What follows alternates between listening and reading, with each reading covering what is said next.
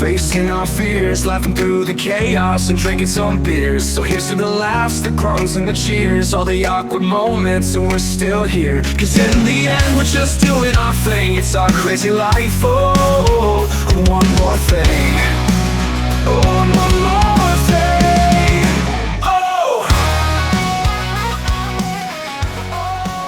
Hi, I'm Brian. Welcome to Oh, and One More Thing. Hey, Brian. I'm Rob. How you doing? I'm good. Hey, welcome back to the only podcast that pairs well with coffee, procrastination, and pretending to work.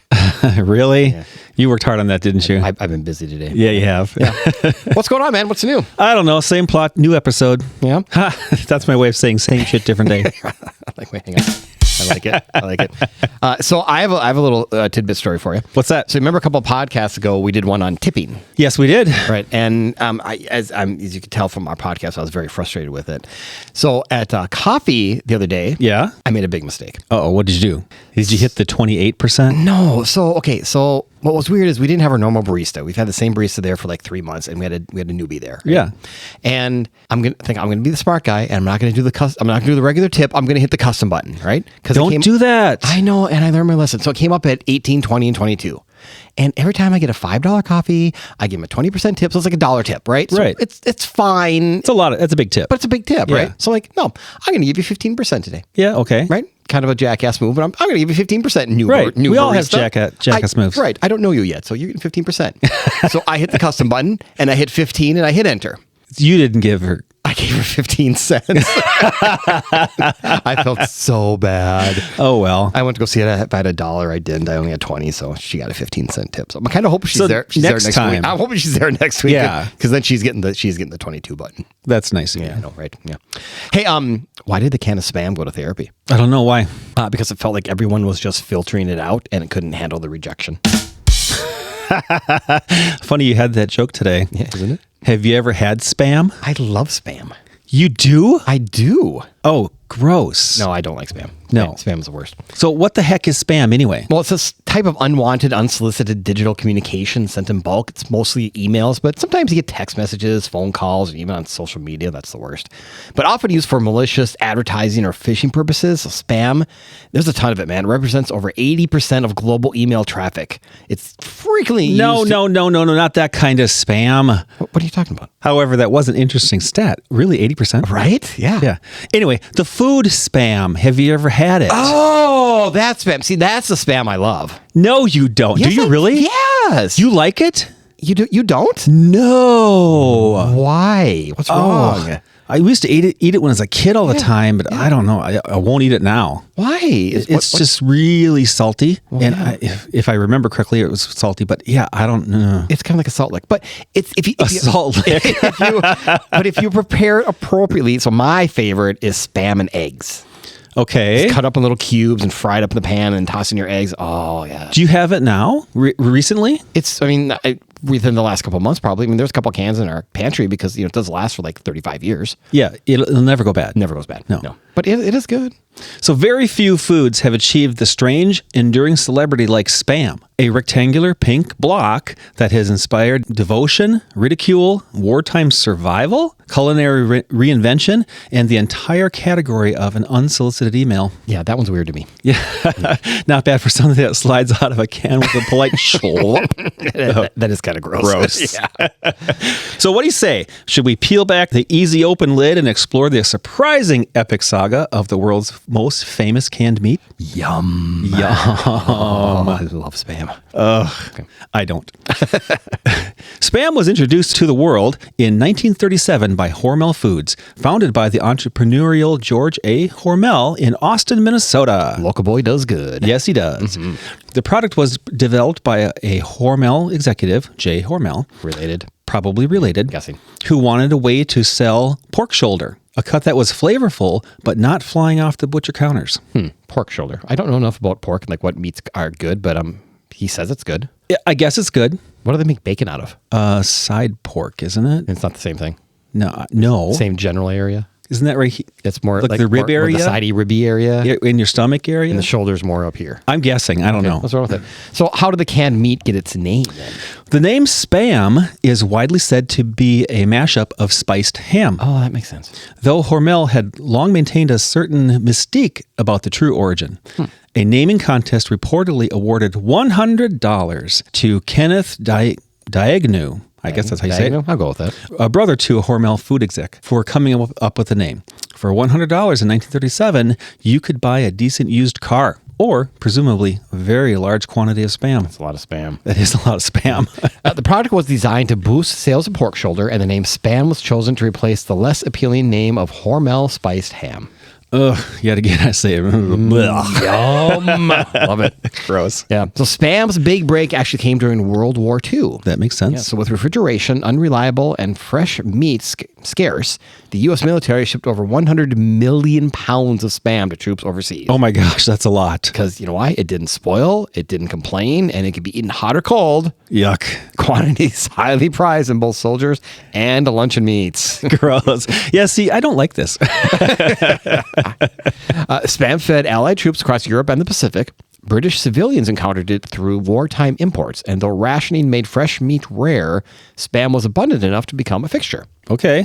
The war cemented Spam as both hero and punchline. Yeah. Soldiers were grateful and occasionally resentful of its omnipresence. When a food appears at breakfast, lunch, dinner, and possibly in your dreams, intimacy is inevitable. That's right. Spam statistics are as dense as its texture. Oh, again, gross. Over 9 billion cans have been sold worldwide since 1937. Billion with a B. Billion with a B. That's a lot of That's a lot. pork shoulder. That's a lot of Spam. Yeah. Available in more than 44 countries. Dozens of flavors, including teriyaki, jalapeno, hot and spicy, to name a few. I've only had the original. I've never had any of these. Oh, I feel a project for us. Oh, no. You're a chef. Come on. Okay, yeah, I am, but no. Okay, let's do it. Okay. In some markets, annual per capita consumption rivals that of far more glamorous proteins. Oh, I can see that. Really? Yeah, I can see that. Again, some places where some proteins are scarce or just like weird, like you're eating like spiders and snake guts. That makes sense. First of all, why are we eating snake guts? We are not. Well, I mean, maybe we spider. We aren't, but somebody is. Chocolate covered grasshoppers. Yeah, that's true. It's true. Things like that. Yeah. Do you know what the undisputed Spam capital of the world is? It's not Austin, Minnesota. It is not. What is it? Hawaii. Shut the front door. Right? Is it really? Yeah. Oh, nice.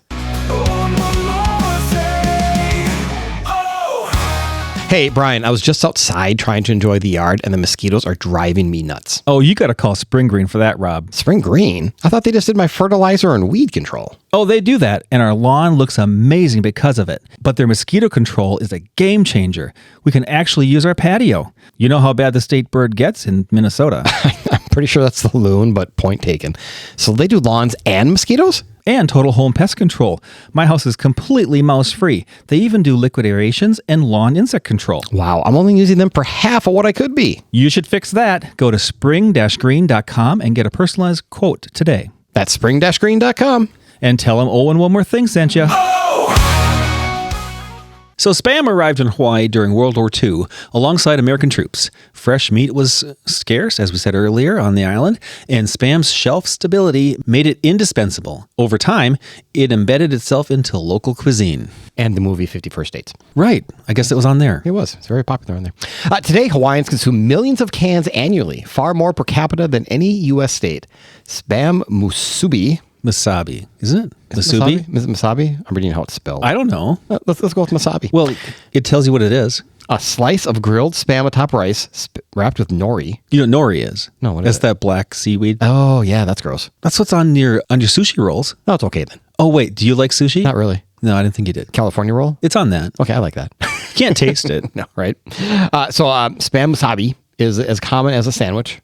Really? You'll find Spam in fried rice. Samimi. I don't know what that is. It's not samimi. No. Salmon. Salmon? Salmon? Okay. That sounds bad. Oh my God. Which is a noodle soup, kind of like pho. Pho. That's pho. Pho? Yeah. My God, my pronunciations are horrible. Or terrible. Are horrible. It's about time that you screw Right. up once in a while. Take the wheel and run, jackass. All right. So in that, it's an omelets, and there are even some upscale reinterpretations. I wonder what those are. I don't know. Every year, Waikiki Spam Jam celebrates a culinary romance with a festival devoted entirely to the canned classic. Ugh, that's crazy. It is perhaps the only food that can headline a street festival without irony. I am so booking my next trip to Hawaii and during the week of Waikiki Spam Jam. Wouldn't that be cool? Oh, that sounds fun. We could replay this podcast in Hawaii. Oh my God, we could just put it we could do the 80s thing, put a big boombox on our head and just walk around playing the podcast. That'd be awesome. We're totally doing that. All right, Spam achieved immortal absurdity thanks to Monty Python's Flying Circus. I like them. It's only a flesh wound. Whose famous Spam sketch featured Vikings singing the word repeatedly, drowning out all other conversation. The joke, Spam is everywhere, unavoidable, inescapable. Do you remember that sketch at all? I vaguely, I do a little bit. Spam. Yeah, I remember that part. Yeah. Spammity spam. The sketch directly inspired the modern term spam for unwanted bulk email. Hey, that's where it came from. Is. I love that. In the early days of the internet, users described repetitive, intrusive messages as spam in homage to the sketch. Thus, a humble canned meat gave its name to one of the digital age's great annoyances. It's a rare brand that feeds both soldiers and metaphors. Oh, that's funny. That is funny. Yeah.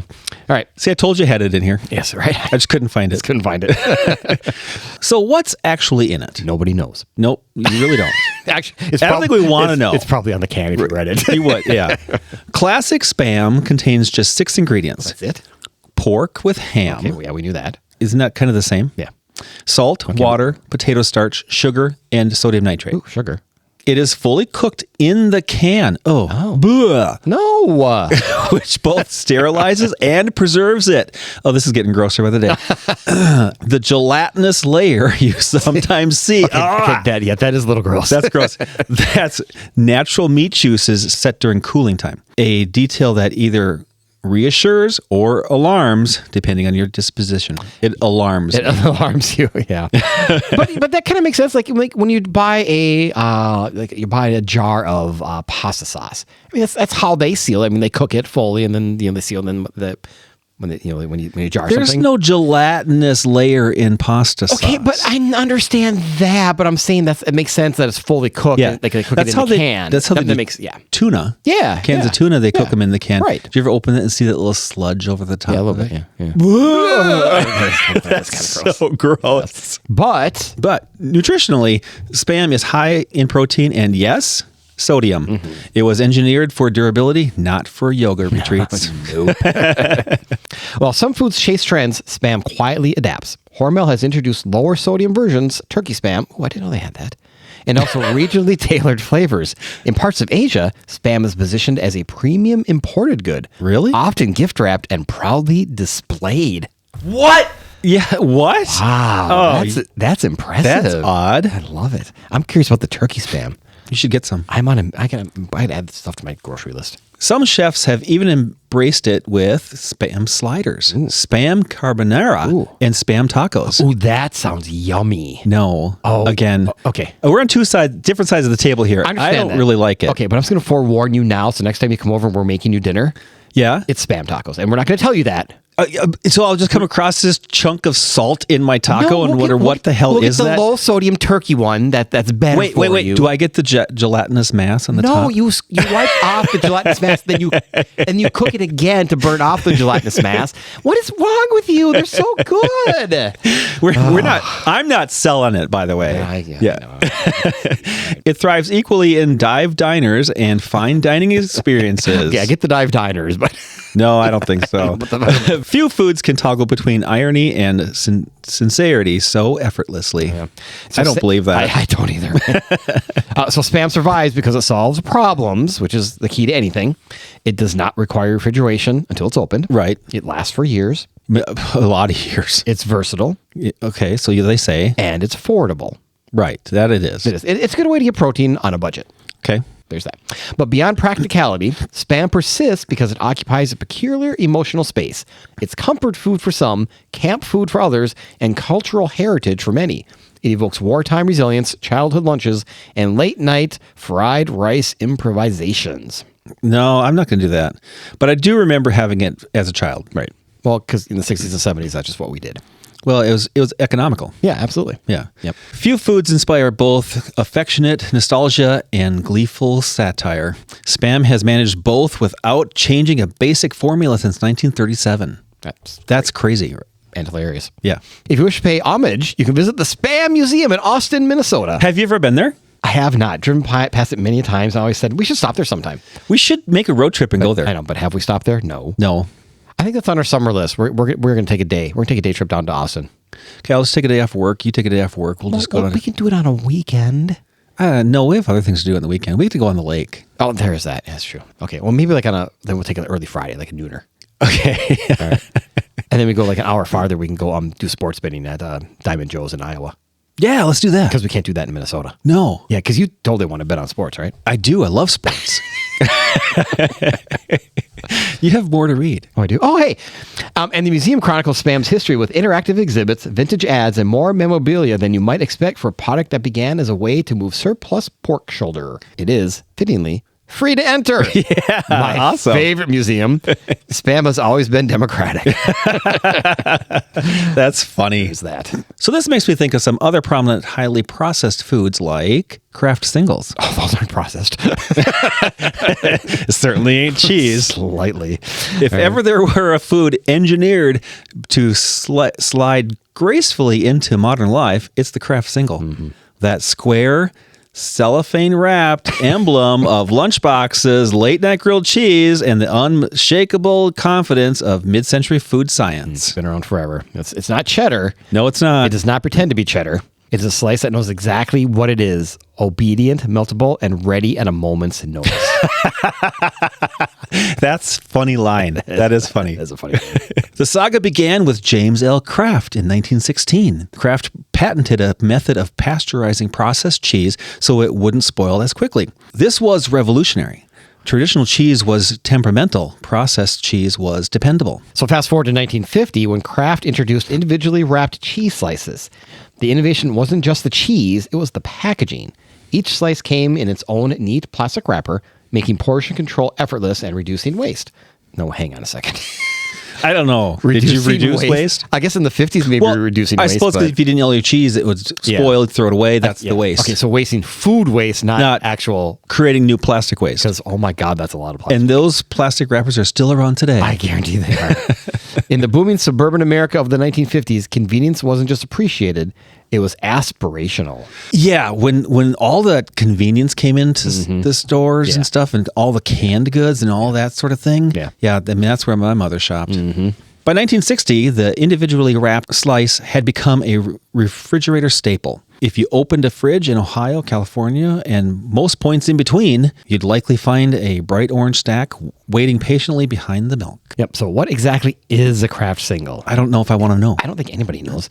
Legally, and this is important, Kraft singles are labeled as pasteurized prepared cheese product, not cheese. That's funny. This subtle linguistic maneuver has fueled decades of dinner table debates. Traditional cheese is made from milk, cultures, and enzymes. Kraft singles begin with real cheese, but are blended with emulsifying salts and other ingredients to create a product that melts smoothly and consistently. The emulsifiers prevent the fat and the protein from separating when heated, meaning you get that glossy, cohesive melt instead of an oily breakdown. So what you're saying is, in short, it melts like a dream because it was engineered to do so. Right. But it still doesn't say exactly what kind of cheese is it. No, it's gross. What's that? Well, they'd say it's not cheese. Okay. You're right. It didn't say what kind of cheese byproduct it is. Like, no. What is I guess American is like cheddar is the flavor of cheddar and American is the flavor of American. But so here's my deal. So does American have a flavor? That's what I'm going. Are you going there? I'm going there. But so we don't buy Kraft singles. We have a lovely little hometown little creamery. Yes. Bongards. And they make American cheese slices, which are not shiny. They taste way better. They taste much better. They taste way better. I mean, I get it. They're still processed and the process to a point, but everything's the same. They seem to do a better job. They do a much better job and they taste way better. Yeah. So nothing against Kraft. I would agree. I grew up on Kraft. But since we've lived here, I've only bought Bongards, and they're phenomenal. Yeah, and because, my mother grew up in the 50s, I grew up on Kraft as well. Yeah. While the exact current figures fluctuate, here are some broad stats. Kraft sells billions, that's the B, of slices annually across North America. Okay, so Spam sold 9 billion since its existence. But we Kraft- can't get the exact number from Kraft. Right, but billions annually. Annually. Oh, yeah, you're right. Each year. That's what I'm saying. Yeah. That's crazy. That's a crap ton of cheese, or cheese byproduct, or whatever you want to call it. Or whatever it is. Yeah. The product has been a supermarket mainstay for over 75 years in slice form. Mm-hmm. That's crazy. Crazy. The brand has introduced variety, including white American, sharp cheddar style, and reduced fat options. Wait, there's options? In American There are. cheese? You should go shopping. I really should. I try not to. Hey, in 2015, Kraft removed artificial preservatives and flavors from its original American slices in response to consumer demand, showing that even the most industrial icon can pivot toward modern ingredient preferences. That's good. Yeah. So the magic lies in emulsifying salts such as sodium citrate. These salts bind calcium in the cheese proteins, allowing them to disperse evenly when heated. The result is a melt that's smooth rather than stringy or greasy like real cheese. But I still like real cheese. I know, so do I. So that's why Kraft singles melt quickly, resist separating, and maintain a creamy texture. And I'm sorry, but they are yummy. Yeah. You know, every once in a while... They make a great sandwich. They do. And every once in a while, you just want a quick little bite snack. You don't run in and grab a slice of cheese and just chew on the slice of cheese. No, a stick of string cheese. Yeah, I go for the singles. It's dairy engineering with a very specific mission: to make your sandwich behave. Listen to me. I am your boss. In the 50s and 60s, processed food signaled progress. Owning a freezer, serving TV dinners. I miss TV dinners. Oh, no. Swanson TV dinner. Oh, God, those are so gross, but good. We grew up differently. You know what it was? It wasn't even the dinner. It was always like the apple... It wasn't even apple pie. It was like some apple saucy. Apple turnover? It Or wasn't even that. It was like somewhere like... apple not crisp? Apple not crisp. There you go. That was the best part. Anyway, so owning a freezer, serving TV dinners, and stacking plastic wrapped cheese slices in your refrigerator meant you were participating in the future. Go Jetsons. Kind of like the Jetsons. Yes, right. I was just going to say it. That is too funny. Today's grocery aisle is crowded with natural, quote-unquote natural, sliced cheese that mimic the square format without the processed label. Competition is fierce. Consumers read ingredient lists more carefully than they ever did before. Like me getting Bongards instead of Kraft singles. That's right. That's right. Yet Kraft singles remain resilient. Their brand recognition is immense. For many people, they are not a substitute for cheese. They are a category unto themselves. I would agree. Yeah. Category by themselves. They are. You don't compare them to aged Gouda, that's for sure. Yep. But more than that, they carry nostalgia. They remind people of after-school grilled cheese sandwiches, backyard barbecues, and packed lunches assembled before sunrise. Now, I do have to say, from a grilled cheese, I've tried other cheeses. Yeah. Just not as good as an American grilled cheese, I don't think. I would agree that the grilled cheese has Kraft singles have a flavor. Yes. Right? Yes. And that's what we grew up on, the grilled cheese is that flavor. Yeah. But now I do make a grilled cheese with 3 different cheeses. Ooh. And it's delicious. It is not Kraft single flavor. Okay. So you have to get that out of your mind. Okay. But it's delicious when you use smoked Gouda. Oh, okay. And some other white cheddar and things like that. So you should make me a grilled cheese sometime is what I'm... Yes, I should. Yeah. Now, let me ask you this question. This is a very controversial grilled cheese question. Okay. Tomato soup or ketchup? What do you mean? The dip. What do you dip your sandwich in? If I'm having a soup with its tomato soup, I don't like ketchup. At all? No. Really? I will eat ketchup if I need to, if there's no other condiment around. Sure. And you got to dip your fry because it's too dry or too whatever. Sure. But it's not my go-to. So what do you normally dip your fry in? Mayonnaise. Mayonnaise. Yeah. Mayonnaise and yellow mustard. You're a mayonnaise guy. Okay. So... Okay. Did you ever try it? Mayonnaise and yellow mustard. It's amazing. Mayonnaise and ketchup is pretty good too. Yeah, I do like mayonnaise and ketchup. Yeah. But I would do mayonnaise and sriracha. Yeah, so a lot of people think we're weird because... Well, you are. Okay. In addition to normal being weird, people think we're weird because we do grilled cheese and tomato soup, but then we also use ketchup to dip our sandwich in. So we don't dip it in the soup. We dip it in ketchup. Why would you do that? You have to like ketchup. It just tastes so good. Yeah, we could do a whole segment on ketchup alone. We totally could. Future podcast alert. But anyway, we're talking about Kraft singles. Yes. They're not glamorous. No. They're not artisanal. No. They are not here to impress the cheesemonger. There's no impressing with these suckers. They are here to melt. And sometimes in a complicated world of aged rinds and cave aging, a perfect square slice that does exactly what it promises feels like, well, quite genius. Yeah, I agree. Yeah. Now let's talk about hot dogs. No, I like hot dogs. Don't ruin it for me. Okay. How about Braunschweiger? Oh, God, Braunschweiger. Ugh. I kind of know what it is. I've had it a couple times, but it's gross. Is it? No. Okay. So Braunschweiger. So back up now. What? So you don't like I don't Spam. like Spam or and I like Spam. Kraft Singles. You like Kraft Singles? I like Kraft Singles. And I like Braunschweiger. I can't stand Braunschweiger. I like Braunschweiger. How do we get along so well? I don't know.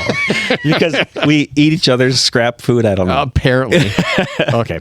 So Braunschweiger is the soft, spreadable, faintly smoky liver sausage that turns humble rye bread into something bordering the old world deliciousness. Okay. Smoky liver and rye bread. You lost me. You I'm see done. my hands here? I'm like, this is delicious. So done. Oh my God. Traditionally associated with the German city of Braunschweig. Okay. That makes I didn't sense. know that. Yeah, figure. Its American incarnation is typically made from pork liver blended with spices, then smoked to give it that gentle woodsy depth. Okay. So That sounds good to me. pork, it's still got the word liver in it. Yeah, it's pate. Oh God, no. It's a poor man's pate. Anyway. The texture is pate-like, but sturdier. Ideal for slathering thickly on top of sharp onions and a swipe of mustard. Now, I prefer mine with mayonnaise. So my dad used to make these growing up as a kid. He'd make this with American cheese. Best of both worlds right there. There you go, right? I refuse to eat them because it's gross. No, it's delicious. Liver. Nutritionally, it's rich in protein and iron, and culinarily, it's a relic of thrift and craft. It's definitely a relic. Yeah, it is. An example of using the whole animal long before nose to tail became fashionable. I love my food. I don't want to know where it comes from. No. I don't know. Love it or approach it with caution. Braunschweiger remains a smoky, savory reminder that some of the best flavors arrive in the most unusual forms. Debatable. Go ahead, give it a try. Nope. None of that. Oh, it's so gross. So now with all that said, my favorite lunch meat would have to be Spam? bologna. Bologna. I love bologna. Do we want to know what's in bologna? I don't. It's kind of like all the other stuff we just talked about. I don't want to know what's in it. I Right. just like it. Right. And it's not the Oscar Mayer bologna that you get in the package that always seems to be the same size as the package and is like totally round and has the little edges on it from the plastic packaging. Yeah. No. We like to go to the deli and get the good bologna. Pre-sliced. Or no, you get it sliced. We get it sliced. Yeah. The good stuff. Is there good stuff? I was just going to say, it's probably not the same thing. But yeah, I don't like the Oscar Mayer. That does taste So you don't funky. sing, my bologna has a first name, it's O-S-C-A-R. My bologna has a second name, it's M-E-Y-E-R. Didn't we do this in a previous podcast? We did. Yeah. Nostalgia. I love it. I love it too. Yeah, bologna is good. I like that. Bologna and American cheese. Do you ever fry bologna? No. Ooh, that Now, could be good. I've had fried bologna. Okay. I had bologna all the time as a kid. Yeah. All the time. Yeah. But then as a young adult, we would fry it. It's much better. So that falls to me under the same world as fried Spam. It's kind of the same thing because I guarantee there's a lot of like chopped up pork and other gutty things in that bologna. Yep. It's probably it's You don't ever want to see this stuff being made. No, God, no. No. Zero desire. I'm not into that. No. It's gross. I just keep that crap off YouTube. I don't need to see it. I could pull some up for you. No, we're not doing that. Hey, everybody, as always, please follow us on the socials at One More Thing Pod on Facebook and Instagram for highlights and news of our upcoming shows. And if you have a show idea for us or just want to give us some feedback, some great feedback, send us an email at onemorethinkpod@gmail.com. You know, we would love to hear from you. We would. And we also have merch. Merch. That's like spam. Merch. Yeah, we have t-shirts and caps. So if you're interested, shoot us an email. We'd love to sell you something. Oh, and one more thing. Yeah. In an era obsessed with artisanal sourcing and farm-to-table purity, Spam and Kraft Singles remain unapologetically industrial and strangely beloved. Love them both. Spam is not trying to be prosciutto. Nope. It is not competing with Wagyu. Nope. It is just a small pink brick with global reach and a sense of humor. And perhaps that's its greatest trick. Spam doesn't pretend to be anything other than Spam. It knows its lane and it stays in it. That's right. Yes, it does. Bye, everybody. Bye, everybody. Hey, let's go make a Spam bologna and American cheese sandwich. Ugh, gross. Yum.